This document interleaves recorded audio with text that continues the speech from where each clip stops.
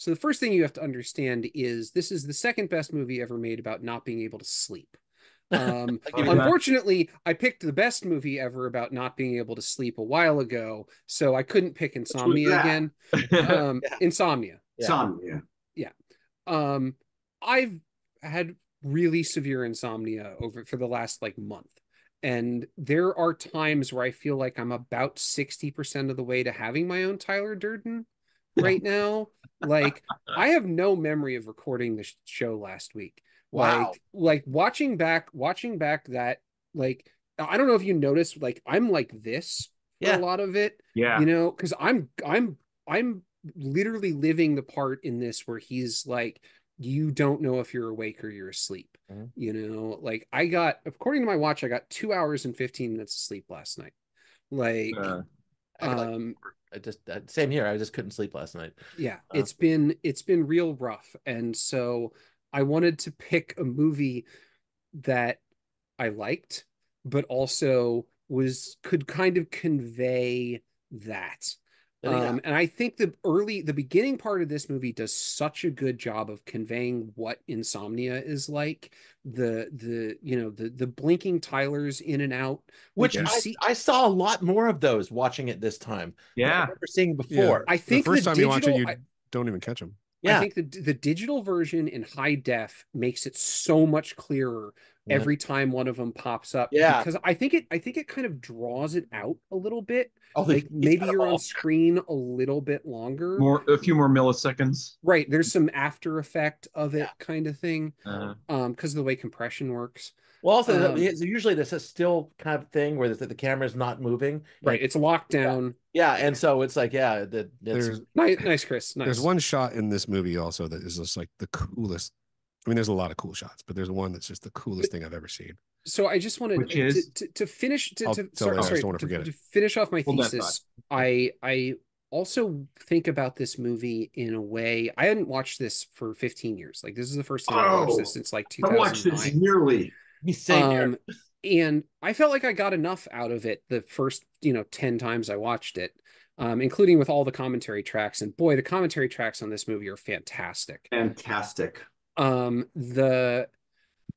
The thing about this movie is it kind of is a time capsule of what we lost. Like there's so many things I look back at with this movie and go, man, I wish this had continued. Like for example, I wish Helena Bonham Carter hadn't fallen into her husband's fucking Sarlacc pit and was never heard from again. Like, Agreed. like apparently she's really good on The Crown. Oh Like yeah, that's really good at it. My favorite thing she ever did. but that's the Yeah. first thing. That's the first thing I've heard about her in a decade. She's just been stuck in this well. And like looking at her in this movie, like when you know what's happening and you look at Marla, you're like, this is the most fucked up shit I can possibly imagine. Like you are being treated so abusively and horrifically by this person, and you don't know why. Like it's not just her being hurt, it's her being confused. Oh yeah. Like, why are you doing this to me? Why are you acting this way? Although the thing is with Marla, she acts kind of like impulsively and kind of like, you are, I just can't figure out. You're just so freaking weird.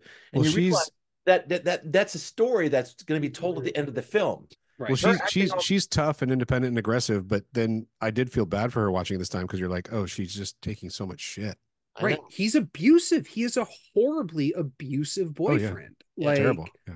Like, and he doesn't know it. And like I really have come around in watching it this time to feel like this movie is a tragedy. Like this movie is so, like most things Chuck Palahniuk writes, it's a tragedy at the end of the day. Because what does she do at the end? She grabs his hand. She's going to go back to this guy after finally getting to the point where she could tell him to go fuck himself, But and walks away. And what happens? His goons kidnap her and drag her back to this building. Like, what was his line before the end though? It's like I just had a Got me at a very weird time in my life. Exactly. Yeah. I thought the Good line. implication at the Good end line. of the film that is like that Tyler Durden is gone. It's Tyler Durden is gone, but he's still going to be a piece of shit.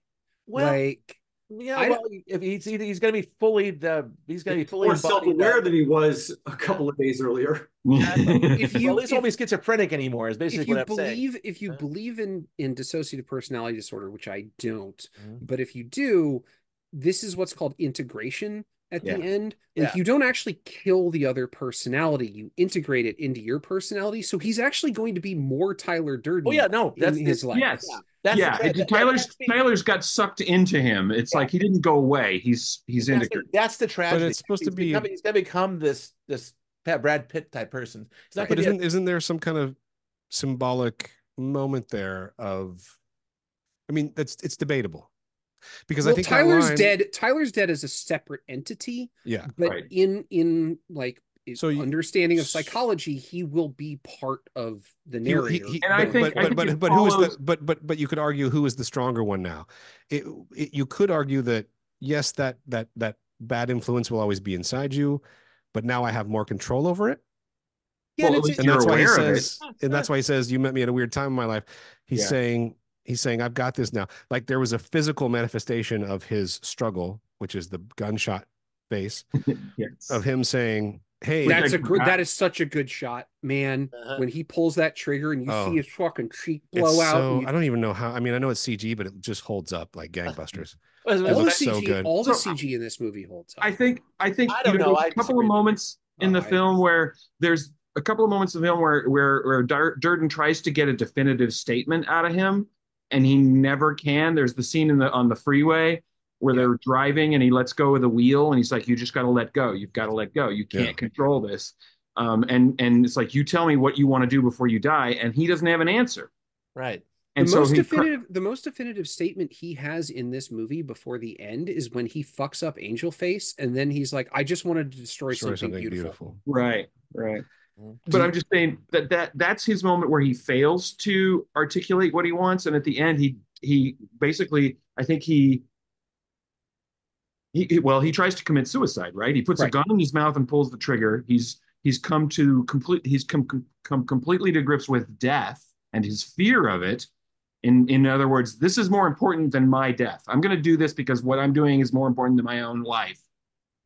And that's how he's freed from Tyler Durden. Because that's all Tyler wanted from him in the first place, was to free him from the things that held him from back. His IKEA nesting instinct. From his IKEA nesting instinct. I got to say, this movie was so exhilarating in the theater to see it for the first time. And see like that IKEA scene where you're panning across his apartment and all the graphics from the catalog are popping up. It says Fernie with the eye. To see visual effects used for that, to see visual effects used for going inside a garbage can and looking at all the trash, or inside the inner workings. The gun, and it pulls out, and it's his face. The opening is amazing. Well, it starts out the opening starts in his brain. All the little it starts inside his brain. Exactly. It was like, and that wonderful science fiction movie. Which by the way, I have no doubt that the Safdies stole that or influenced for Uncut Gems. Yeah. Absolutely. I think that the effects weren't 100% up on this one because there's some textural stuff that didn't quite fly in it. Oh, it was 1999. The one thing I will say is the movie is really dark. It is physically in both senses. In both senses. Well, and that's another thing. Going back to the things we've lost, the nihilism of this movie is something that you wouldn't have today. It's so nihilistic. It's so anachronistic. It's like the nihilism. It is the most punk rock movie ever fucking made. And the end of history nihilism of this movie is something that you just can't have after 9/11 because society got much more nihilistic after 9/11, and art is always a reaction to society. Unless you're Yorgos Lanthimos, you're not making something this. Remember last week when I was talking about? Welcome back, Jared. The Lollapalooza documentary. Like, let's talk about Gen X for a second. It's so fascinating for me to watch how Gen X, in large chunks, misinterpreted the message of this movie. This movie could be seen equally as an indictment of, I guess, what you would call toxic masculinity or something celebration. Celebration, really. I'm just amazed that Chuck Palahniuk didn't know he was gay when he was writing this. We actually watched 3 films in '99 in the last 2 weeks. We watched this, we watched Straight Story, and watched Go. And I think the great thing about doing these three things in a row is seeing where the generations were doing in 1999. Because in the Straight Story, it was the greatest generation kind of come to terms with grief and death. and basically dying out. By the way, I watched, even though I wasn't here, I watched Go. Oh, good for you. Of course, I had seen it, a couple of times, but God, I think that movie holds up. I really liked it. Holds up great. We all love it. Yeah, that was a big love fest. Anyway, Go is about millennials getting high and having fun, which is great because and anything with William Fichtner in it, I'm just already Fichtner. like, always Fichtner. Yeah. This film is about Generation. I love him so much. This is about Generation X and their rather well justified anger at. I was ruined movies for people for years. By the way, Chris, especially if you happen to be somewhere on the spectrum, that ruined movies in theater for years. You talking about the cigarette burn? Yes. What do you notice every movie after this? Like, I already knew about them. So. Yeah, I'd already known. Yeah, I went to theaters. Awesome. That's the motor cue. But that moment in the film was just like, that felt so radical. It was Tarantino's "Don't Be a Square," man. Yeah, totally. But it's also remember go ahead. He intentionally put it not at a real change to see if he could accidentally get somebody to change the reel because it came up. Well, fortunately, they would look and see that it wasn't going to. They would look at the clock, right? But it would actually, when it comes to the end, there's a little bell that goes off, and that's but he's doing that. Some kid who's high as fuck running a projector. Also, you're all singing, all dancing crap at the universe. And they're talking, the camera is moving, and you get the frames. You see the actual. That's the shot. That's the shot I'm talking about. When Tyler is talking and it goes in and it starts shaking, and then you see the sprocket holes. That's one of the coolest fucking visual things I've ever seen. And then they do it again with Norton doing the same for the thing. flashback. If you have, oh boy, watching it the second time, there are so many clues. Oh yeah. Oh my God. It's almost obvious. It's like telegraphing the whole fucking thing for you. It's so I took the day off to see this movie. I took the day off to see this movie. Saw the 4:00 showing in Roner Park. Me and my wife and my sister. And at the scene where Brad Pitt goes, "This conversation is over," and the door closes, she looks at me. She goes, "They're the same person." And I'm like, "What the fuck are you talking about?" Oh, no. Your wife or her sister?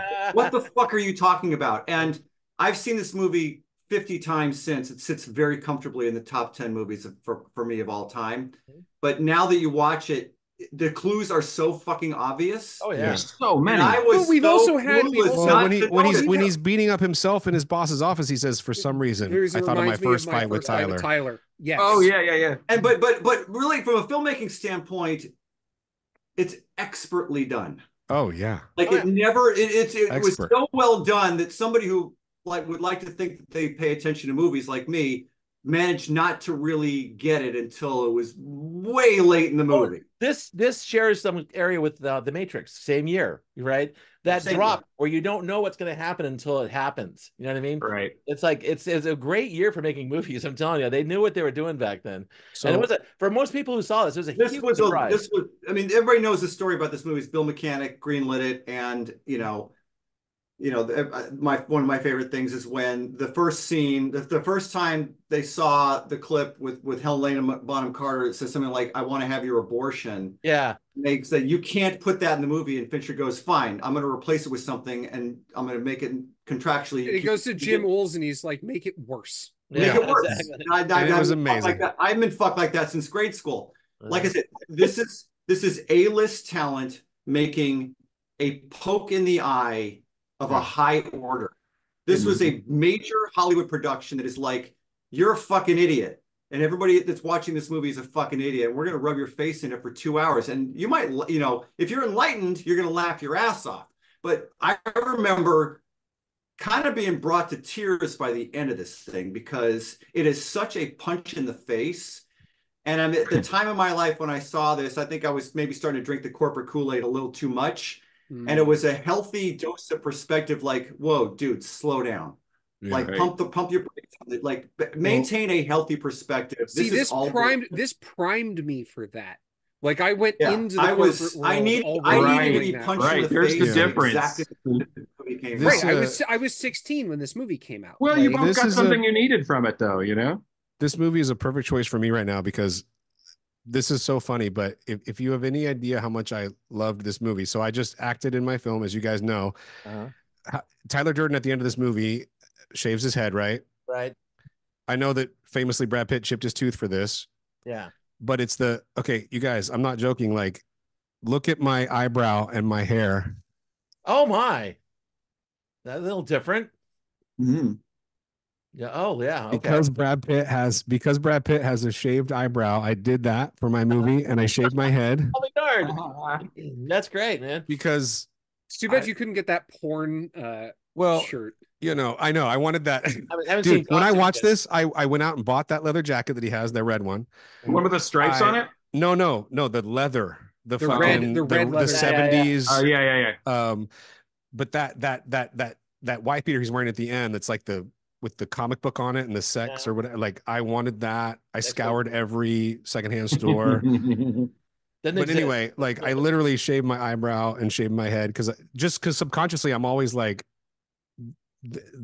Tyler, I'm just like, that is the coolest fucking dude ever, maybe on screen. Like, what the fuck? The part where he jumps off the screen, where they're about to fight, and he just jumps out of frame. It's like, you didn't do that in 1999. Like, I think one of the reasons that everything feels so telegraphed about this movie is we've had 25 years since it came out of people trying to do this and doing it worse. Well, and this did it in a, this was post Usual Suspects and post, actually it was the same time as The Sixth Sense, I think. So same year. Yeah. So, this was I think so. Sixth Sense. Oh yeah, it was 99. Okay. Yeah. But this was the surprise ending era of sorts. And this one was a success, just like these others. Right. So I want to touch real briefly on politics of this film, because someone brought that up. That it felt like a nihilist tract, a nihilist statement. It is, but it might not be. And I have three different theories about what this film is trying to say politically. One is nihilism. It's just basically nihilism, where everything needs to be destroyed and everything needs to be anarchic and everything needs to kind of go back to like a real primitive state. I don't believe the movie. Hold on. The other one, right? This is that's the difference. The characters believe it. The movie doesn't. But the thing is, what's happening against this, and this is telegraphed in the first act, is a statement of social justice. It's not a matter of destroying society and the credit card companies because you want to just do these things. It's because there is an injustice that needs to be corrected. There's a reason why we still care about that. There's a reason why we still identify with Tyler. These people don't. 25 years later, when he is this like toxic masculine guy, like he is this violent person, but you still listen to him talk, and it's like, what he's saying still has the core of truth. Yeah, of course. That's because nothing has changed. No, nothing has changed. This is all proto MAGA, man. The people that watch this movie that interpret it incorrectly, which is many of them, fucking MAGA. These are a bunch of white guys promised the world. They're mad because they didn't get it. They don't know who the fuck to be mad at.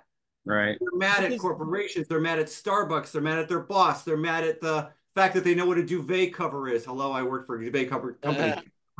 But they don't know what else to do other than blow everything up. It's the same reason why what we thought were reasonably smart people vote for fucking Trump, because let's just roll the dice and see what happens. Yeah. Maybe. Well, you kind of jumped on my third point, Chris, but you're absolutely right. The seeds of MAGA are in this film. Yes. And like I said, and if the MAGA guys would go into a fucking bar basement and beat the fuck out of each other, the world would be a lot better, because they always want shit about themselves. I always wanted to put this on a double bill with Life of Brian, because in many ways it's like the same fucking thing. Or you could say like, what's the Peter Sellers thing? Chauncey Gardner, the Chauncey Gardner movie. The false prophet double feature, where it's like you've got a bunch of people assigning motive where it doesn't exist. That perfect scene in this movie is that his name is Robert Paulson. And him in the corner going, "That's not what I meant at all." And they're all like, they're ignoring him at that point. The fact that it becomes a cult, which is what he didn't want. The prophet has spoken. We don't need to listen to anything else he said. Straight line from this to Dune 2. Yes. Sure. Yeah. I think this movie is very clear, for me anyway. I feel like this movie is very clearly an indictment of the kind of behavior that we Yeah. are still living with. And I don't think, again, I don't know that that was a perspective that was shared by 100% of its audience. But it's interesting. It's interesting though, because it But it's points also out part of the thing with this movie is you could look at it both ways. Well, you know, I guess. Exactly. It points Apocalypse out Now what's was a big wrong. recruitment tool. That's the thing. A lot of people got really excited about warfare after seeing Apocalypse Now. Well, it points out what's There's wrong no with a such lot of thing as an like anti-war movie. corporate, That's a whole other conversation. Right. you know, corporations, corporate greed, too much structure, too much. It points out what's wrong with that, but then it also points out what's wrong with, you know, cultism, nihilism, you know, anarchy, And you know, and what's attractive about it, because there's no doubt we all love this movie because Brad Pitt as Tyler Durden is a compelling as fuck character. Yes, He's free. Yes, The thing what we that all everyone aspire- says, the thing that everybody says they want is to be Right. free. I am free in all the ways that you're not. That's a Exactly. It's aspirational. Uh-huh. And also, he's hot as fuck. Right. Like, Come on. That's like I mean, there's look at that. those fucking abs, you know? who Like, would want to be? Who would not be Tyler Durden? That's the thing. I mean, there's like a famous personal trainer in Hollywood who every man comes to him and says, what do you want to look like? And they say, Brad Pitt, Tyler Fight Club. Durden. yeah. Tyler Durden. Like, but there's, you know, I thought of a lot about Stalker during this movie this time because, Oh, interesting. well, there's a lot of philosophical ideas expressed in this picture, and most of them are good, but they're kind of, you know, they're kind of, they're not really explored deeply. No. And I kind of felt the same thing about Stalker, although I think Stalker goes into them more, but Stalker is very philosophical, but I felt sometimes like it was like, oh, you just like read like an intro to a philosophy book and then you wrote this movie. You know, that's the only critique I might have of this movie, because again, every movie's amazing. I'm so happy that for every movie. But I am a fan of this movie, I always have been. But I did think about like, oh, like I wonder what's underneath some of these things that they're talking about in this movie. Jared, I'm glad you said that, because I have to say this is my second viewing, because you guys know me. I don't watch movies over and over like some of you do. So I saw it when it came out. Was absolutely blown away. Very exhilarating experience. This time it was somewhat diminished to me. I mean, 25 years later, I guess most movies would be. But I felt a little bit of what you just described, which was like, it's more obvious to me now. It is shallow philosophy. Like, it's shallow. It's more obvious philosophy to me that the stuff that Tyler's saying, it's not wrong. It's just like garden variety. It's very surface. It's not that it's wrong. Surface level. It's not that it's wrong, but it's almost obvious to me now. But maybe in 1999 it wasn't. It's not wrong. It's didactic. It's actually him having to say it out loud. Right. Yeah. And again, this is when I talk about things that we've lost. Like we lost that kind of innocence, you know, like the innocence where you would need this explained to you. Yeah. Like you don't need nihilism explained to you in 2024.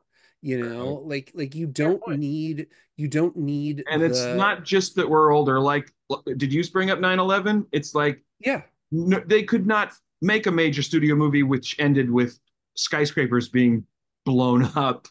No, 2 years later. Again, you have that buildings aren't blowing up the right way. I remember seeing 9/11, and this is not how they do it. You know, it's actually wrong. No, but of course now you can't watch that end scene and not think about 9/11. Yeah, that's the thing, right? Well, and that's like this is the difference. This is the difference between the end of history and the post 9/11 world. Like there is this Fukushima idea that the liberal world order will just continue forever and they'll never change. And these guys are fighting against that. And then 9/11 happens, and it's like, well, now we're mad at the people who are fighting against that. Like it could only exist in 1999 because 2 years later it couldn't exist anymore. Right. You know. Also, I want to praise every single like small character actor in this movie who does brilliant work. So many people in this movie who are in everything else. Yes, there are so many small roles, not small performances, not small actors, but like smaller roles. Particularly one comes to mind. I mean, they're all brilliant, but the guy at the airport who's talking about the dildo on the phone. We prefer to use the indefinite article. A dildo. That's one of the best. Never your dildo. Dildo. It's Donnie from Orphan Black. Yes, and it's the way he scratches his head with his pen when it's about when he's trying to like. I'm like, that is one of the best performances maybe I've ever seen. Like that's Fincher. Phenomenal. I think in the commentary they say how great this guy is. It's like we're lucky to get him, man. Like I think that's Fincher as a director too. Is he's so like tight in on everything that's happening in every scene. Like you go look at Seven, which is 2 movies before this and his second directorial role in a major motion picture, and he gets those kind of performances out of minor characters in that too. I love Seven. Yeah, I think Seven. Yeah. I was thinking about Seven too, and how they shot it. Both shot on 35, but they did this they did this weird thing with silver in the when they processed Seven, where bleach bypass. Yeah, but they did it not in post. They did it for like as they processed the film. For real in the tank. That's why it's so rich looking. Like the blacks and the blues in that are so. It was pre-digital stuff. So that's that's one of the the most middle, gorgeous. The middle part of Three Kings also. Yeah, the middle part of Three Kings. You could draw a line in between Seven. I want to watch Three Kings again. It's a film. Don't worry, it's on my list. It's a film that's punctuated by speeches. Seven is, and this one too. Yeah, and speeches are all pretty powerful. Yeah, the boss behind Fincher. Scott is so good. That guy's this so is good. Fincher really taking everything he learned from Alien 3, 7, and The Game. The Game is so good, underrated. And coalescing it into his style. This is his style that continues forward. The Game is a really good looking movie too. It is a good looking movie. At this point, we have to give Jim a corner. His head's going to fall. Yeah, for sure. Yeah, I'm sorry to have to say this, but I hated this movie the first time I saw it. I loathed Where's my slide? I just think it's vile. I love it because everybody loves it. Mm-hmm. No, I want please go on. Yeah, tell us more. No, so I watched it again and I loathed it a little less. And now I watched it now and I'm back to my original assessment of it. It's really it's a beautifully done or beautifully made unwatchable movie filled with vile characters that I have. And I mean, I like things like Come and See, so it's not that I'm against vile characters, but this one is just, I don't know, too close to home, maybe. Was there not enough Nazis in it? No, come on. Don't worry, a number of these guys will become Nazis because of Facebook. Whole Project Mayhem might as well be. There's I agree with Jim's perspective. There's not a lot of characters to grab onto in this film. All of those people in the base. Chris, did you just flash it? Basically, he's been doing that the whole time. What's that? You guys, you talked over Jim. This has to go on the internet, Chris. You know that, right? What are you doing, Chris? I love it. He's flashing the dick. Yeah. Didn't see it. He's done it like 4 times. Yeah, I only saw it the one last time. Well, I missed the end of what you said. Please repeat the last thing you said. It is unpleasant for sure. I'll give you that. I guess I find that. Yeah, and I don't like the sort of, intro philosophy 101 quality to the philosophy. No, like that is the complaint that I think is the most valid about this movie. Libertarian for dummies. Yeah, it is this extremely surface level philosophy. It's just, again, I feel like in 1999 the world was different. And like you had to make these points to people, you had to hit, especially in a big movie like this. In a big movie, you probably couldn't. Served up to you by 2 A-list actors, including what at the time was people's most beautiful man alive. Pretty much. Yes. Yeah, and that was another thing that felt radical about it at the time. It's like there's that scene where he's selling the soap in the department store, and you look down and you see his pants are basically like halfway down. No, he's pulling him down because as soon as they stop, he lets go and you don't see his fucking crotch anymore. Like he's showing those are called the cum gutters. Right. He's showing the cum gutters. Yeah. And he's in this fancy department store selling the lady soap. And it's just, she wants to jump his bones the entire time because he's gorgeous. Right. My favorite. But also he doesn't exist. Think about that for a second. Right. which means who's actually pulling their pants down like that is Edward Norton. Edward Norton, right. And I never understood why Edward Norton didn't do this movie with the physique that he had in American History X. But anyway, I digress. Because that was really hard to do. So, Jim, ready to wrap up? Yeah. I lost my train of thought. But anyway, this movie is not as bad as Haneke's Fun and Games or Funny Big Games. games, okay. But yeah, I just know too many Chads who thought this movie was the best of bests. And Oh, yeah. So I get that, so Jim. I get that, okay, Jim. okay. This is a thing that I've been waiting to bring up the entire time, which Okay. is there is a tweet that from a long time ago, which is it's perfectly okay if you think The Road is a good book. It's perfectly okay if you think Fight Club is a good movie. I do But think if The Road it's is a good book. your favorite book or your favorite movie, I don't fucking want to talk to you anymore. Like that, I subscribe to that theory. Like, if this is your favorite movie, there's something wrong with you in your hold brain. on though, because I I think mean, The Road is a good book. this is very, very, It's very again, it is a good book. This is a firmly good in- movie, but if they're your favorite movie or your favorite book, It is then one of That my is a red flag. it's a red flag. But I would like Is to it the- think Go ahead. is one of my favorite movies of all time because because I feel like it's an indictment, not Yeah, a sure, but the thing is the people who put this as their favorite movie don't think it's an indictment, and they Well, want to be like this. There's a quote Right. about Louis Well, that's how I Buñuel. feel about some people who watch reality TV. Huh? Yeah. They don't see it for, a lot of people see it for the ridiculous garbage that it is, and then other people are genuinely like Oh, no. into it. The Kardashians are aspirational for their viewer base. For a lot of people. No, Which is- and that's there's disturbing. A, That's there's a quote disturbing.